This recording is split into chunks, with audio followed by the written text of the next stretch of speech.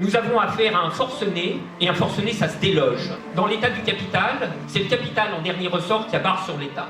Nous savons désormais par déduction logique pourquoi il n'y a pas d'autre voie stratégique que le blocage. Il faut bloquer tout, il faut bloquer partout, il faut mettre l'économie à genoux. Que l'économie soit à genoux, d'une certaine manière, le forcené s'en fout.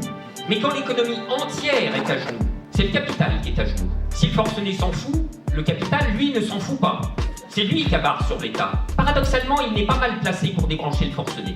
En 2019, pendant les Gilets jaunes, honneur aux Gilets jaunes, ce sont les patrons terrorisés qui appellent l'Élysée pour que ça s'arrête. Il n'en ira pas différemment aujourd'hui. En dépit de ses déclarations de soutien obligées, le MEDEF n'était pas spécialement demandeur de cette réforme. Ce coup, le MEDEF, lui, sera bien placé pour le mesurer quand tout sera à l'arrêt. Il faut donc lui rendre ce coup intolérable. Il décrochera son téléphone et commandera qu'on arrête les conneries.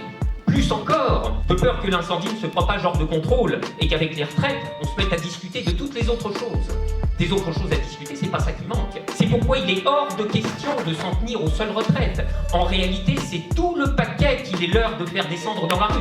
Ce pays est reclus d'inégalités, d'injustice, de souffrance, de toutes les violences qu'il a subies depuis 30 ans. Il est une chose à coup sûr qui ne lui fait pas défaut. C'est la colère, et puis la combativité. La combativité pour aller où? Nous voulons que les travailleurs décident. Ce sont les soignants pendant le premier confinement qui ont réorganisé eux-mêmes les soins. Tous les managers parasites étaient terrés chez eux.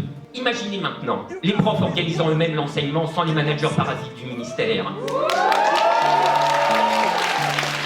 Les ouvriers organisant la production sans les managers parasites des actionnaires. Les cheminots organisant les transports sans les managers parasites de la SNCF.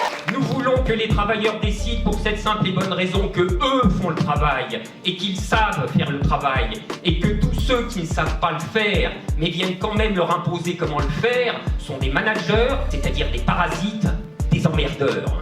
Car ça fait trop longtemps que ça dure, c'est l'heure des comptes et il va falloir payer pour tout. Les retraites ne sont qu'une occasion de présenter l'addition et l'addition est longue comme le bras. Tu nous as trop fait chier, Macron. Puisque c'est comme ça que tu parles, alors on va te parler comme ça.